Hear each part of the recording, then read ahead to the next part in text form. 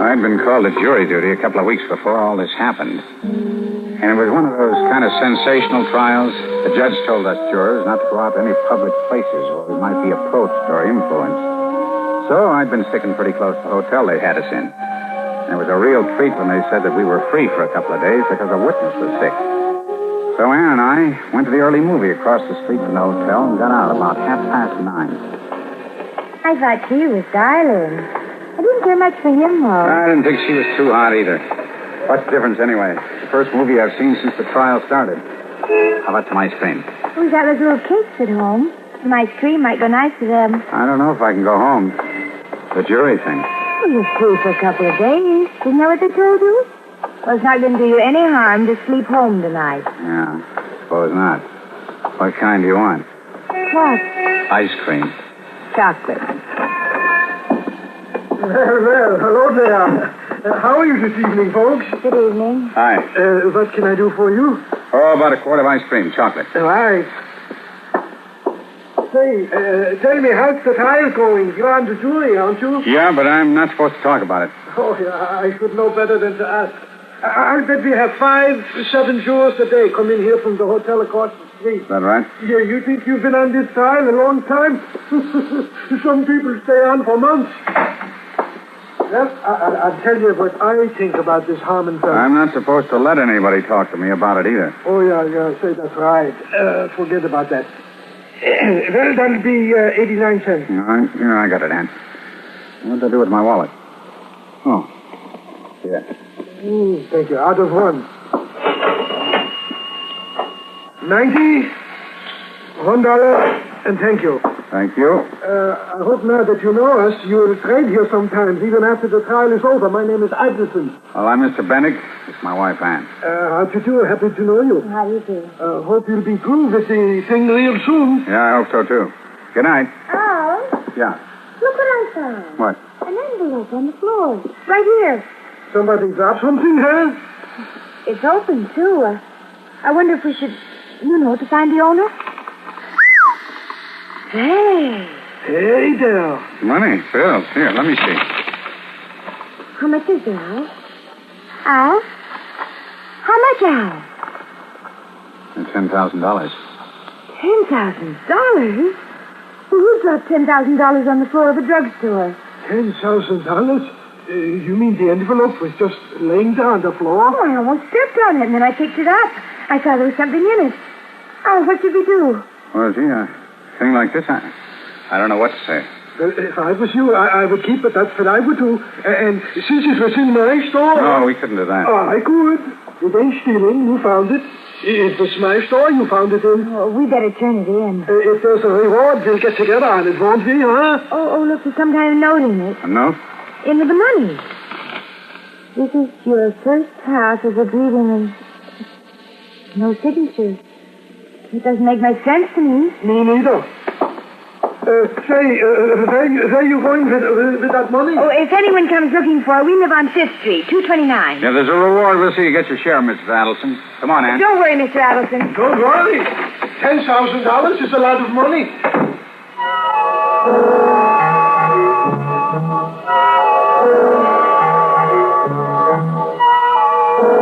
$10,000 is a lot of money. An awful lot of money. Ann was still trying to figure it out when we got home. One thing I'd always said about Ann, she had a good mind.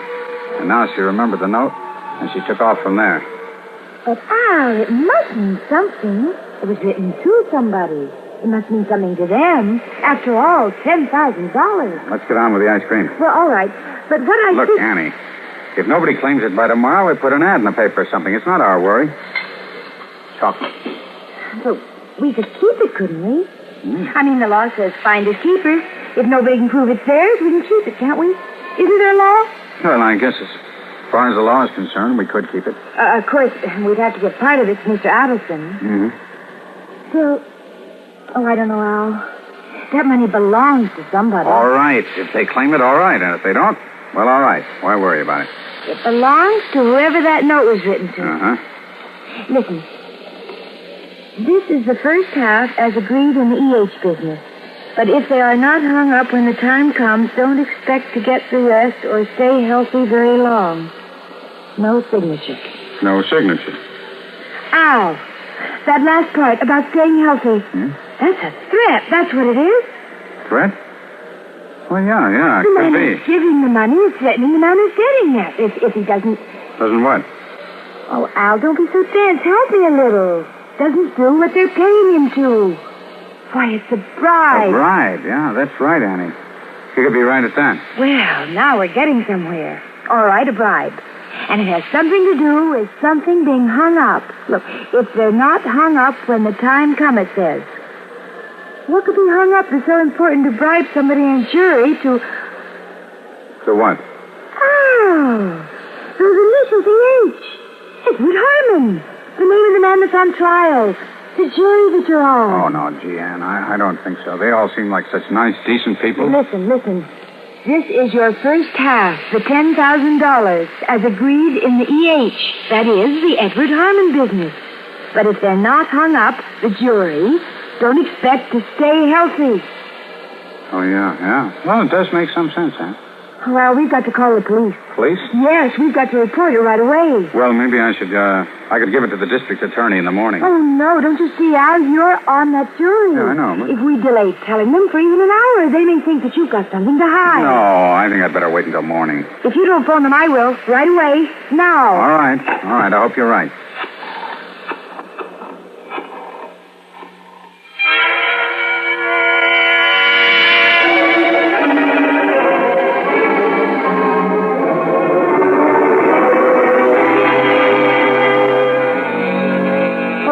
That must be them now, Al. I'll go. I must say, they took their time about it. Good evening, gentlemen. Come in. Thanks. You're Mr. Bennig, Albert H. Bennig. That's right. And this is my wife. How do you do? Hello. I sort of expected to see someone in uniform. Oh, I should have known, I suppose. Uniform? Yes. Well, you gentlemen aren't from the police, aren't you? No. No, we're not. Oh? You expecting the police, lady? Well, yes, we were. You better not take too much time, Johnny. I think you people got something that belongs to us. Something you found in the drugstore on the corner. Oh. We lost it there. The druggist told us you had it. Well, we did find something, yes. 10 grand in 500s in a white envelope. Well, I guess there's all right, Ann. Oh, yes, but... But what? Well, I'm sure it's yours, but there was something else, too. Look, we better just give it to him, man. The note. I always said that was foolish. There was a note. Yes. Did you read it? Oh, we glanced through it, of course. We thought it might tell us who the money belonged to. And it did, didn't it? No. Oh, no. Come on, lady. Now, wait a minute. This is a gun. The note told you that the dough was to buy off somebody on the jury of the Harmon trial, didn't it? You talk too much, Johnny. Let's get out of here. What's the difference? Use your head. What about it, Mr. Benning? What do you know about what was in the note? We gotta know these things. We work for Mr. Harmon. We know you're on the jury, too, Mr. Benning. Well... where are you from, Mrs. Benning? I mean, where do your folks live? What part of the country? Oh, Washington. Spokane, Washington. All right, Mr. Benning. You go on down to that trial tomorrow just as though nothing had happened. Anybody ask you about your wife, you tell them she's gone on a little visit to her folks in Spokane. Visit my folks? The case will go to the jury on Friday. If everything goes like it should, your wife will be back here safe and sound first thing Monday morning. Oh, good Lord. But you can't do a thing like this. You can't. Be reasonable, Mrs. Bennig. We got her. You people know too much about this thing. Look, but we won't say anything. I promise. I swear it. Now, how can we take a chance like that? Harmon is up for murder. I better get your things together, Mrs. Bennig. Go with her, Sam. We ain't got all night, though. I'll take the money, Mr. Bennig, before I forget it. Thanks. I hope you understand our position. What are you going to do? Obviously, the money went to the wrong party, so we got to use another method. If everything goes like it should on that jury, your wife will be okay. But if it doesn't...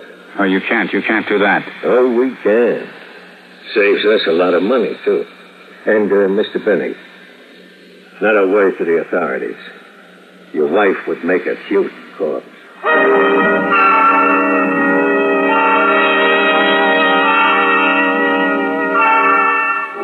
After they left, I just sat there. Maybe another guy would have rushed right off, done something. but I couldn't. I had to think. It all happened so suddenly. In less than an hour, the whole thing. Picking up the money on the floor at the drugstore and then figuring out from the note that it was a bribe to someone on the jury of the Harmon trial. The jury I was on. The police never showed up, so I sneaked out of our building the back way, took to side streets, and went to the office of the chief of detectives. So you came down here. Well, what are we sitting here for? Why don't we do something? Well, we got to know what we're doing before we start doing it. Anyway, from what you tell me, I don't think she'll be in any real danger. No real danger. She's been kidnapped by gangsters. But why? That's what doesn't make any sense to me. I told you the money was some kind of bribe. They thought we knew about it. Yeah, but you didn't. Well, how could we? Ann just picked the money up off the floor and... They said they'd have her back by Monday. That's what they said. You can believe them if you want to, but she's my wife. Okay. Well, what do these two cookies look like? Oh, I don't know. They're average size. Dark, I think. No, I don't remember what they look like. Did you catch her name? I didn't ask him. You're not going to be much help for a while, are you? Okay, it's all right. By the way, my name is Dan. Oh, mine's Al. You'll probably be seeing quite a lot of me in the next day or two, so we might as well get acquainted. And Al. Yeah. Take it easy. We'll find your wife.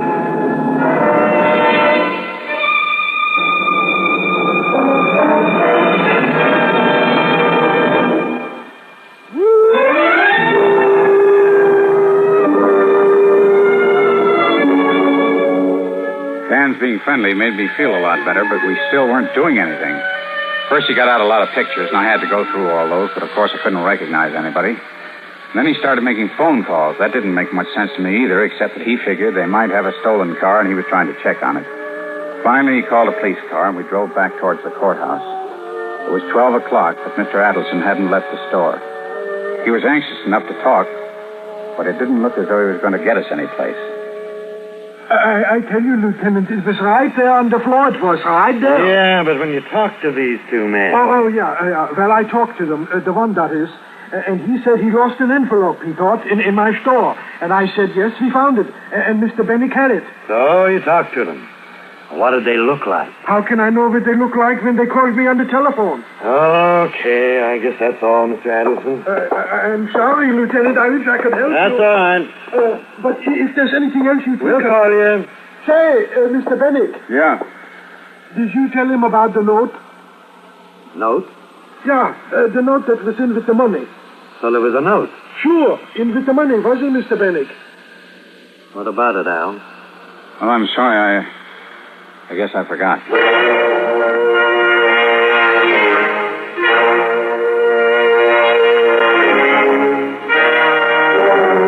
drove back to 5th Street and parked in front of my apartment.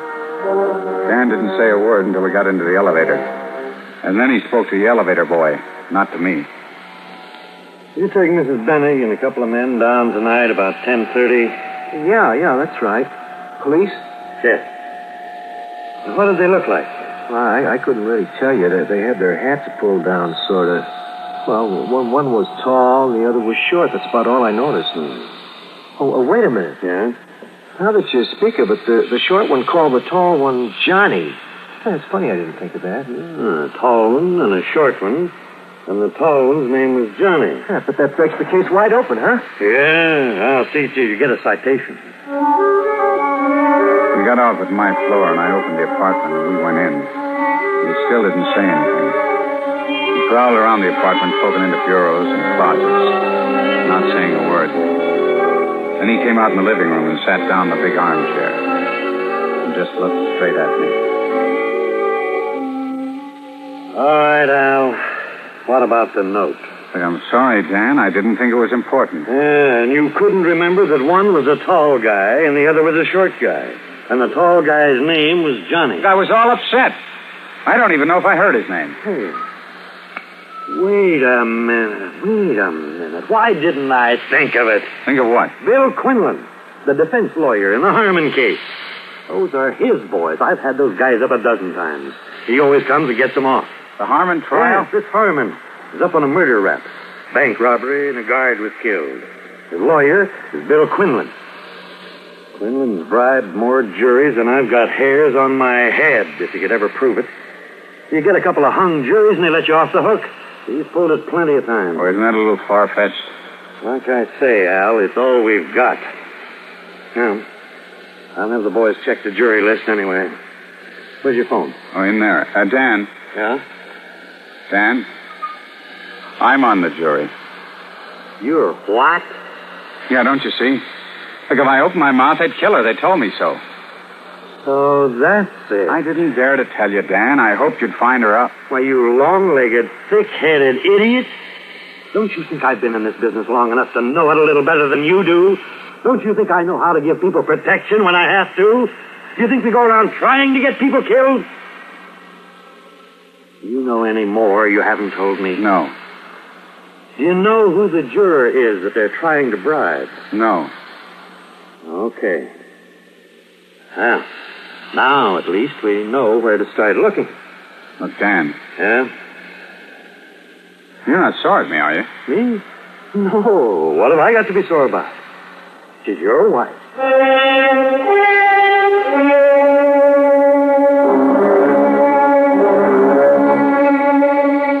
We knew where to start looking, but it wasn't as easy as that. I was still on the jury, of course. They didn't dare make a move against Harmon because of Anne. The case went to the jury Friday, and there was still no word of her. And, of course, I had to vote not guilty. They understood that. But as it turned out, the vote was 8-4, so it didn't really matter with a hung jury. Harmon was scheduled for a new trial anyway.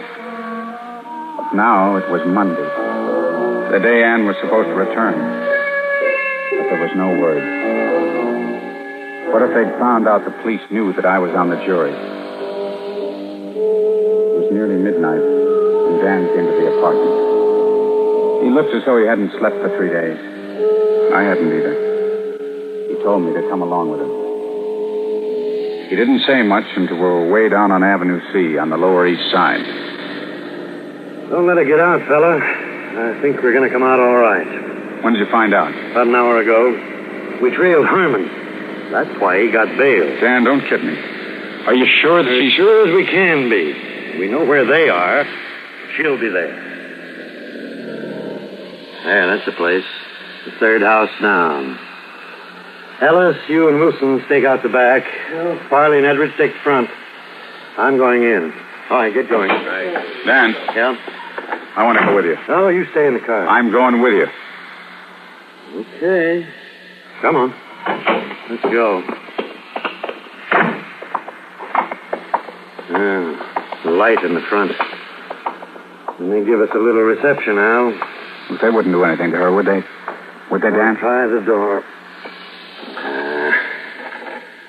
Locked.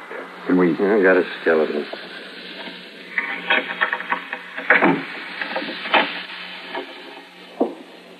Close it behind you so the street light won't show us up. Okay. All right. Let's try here. I don't think anybody's around. Come on. Maybe they took her someplace. Quiet.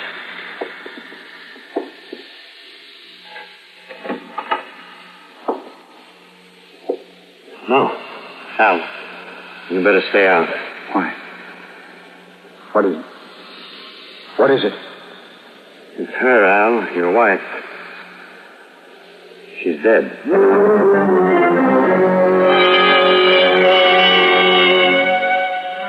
She was dead.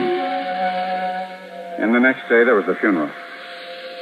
A lot of friends came around, shook hands, looked at me sad. And I stood by where she was lying with all the flowers around her. This wasn't the way it was supposed to work out. Dan was there, too. For a long time, he stood there, looking at her, my friends, and me. You called Johnny and Sam, didn't you? I called them. Yeah. You called them. And she thought you were calling the police. That's why the police never showed up. I called them. She was so insistent that I had to call somebody. I didn't think they'd take her away. I thought they'd just take the money and leave, forget the whole thing, but they took her, too. What about the money? For the money they paid me for the trial? The money for the trial, the $10,000. I told you, they took it. They took the money and they took her. All except $500. I kept that in my pocket. I didn't get that. That's what I paid for the funeral with. Yes, I know. We had the numbers of the bills. When we picked them up later that night, they had it all except $500. And that's what brought me back to you. It's funny. I did it for her. To buy her nice things, huh? And all I bought her was her funeral. Say goodbye, Al. You'll have to come with me.